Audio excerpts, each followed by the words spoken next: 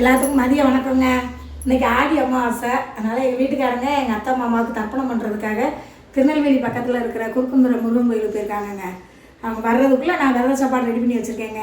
என்னென்ன பண்ணியிருக்கேன்னு காமிக்கிறேன். சாதம் சுட ரெடி பண்ணி வச்சுருக்கேங்க. சாம்பார் தடியங்காய் முருங்கைக்காய் எல்லாம் போட்டு சாம்பார் பண்ணியிருக்கேன்.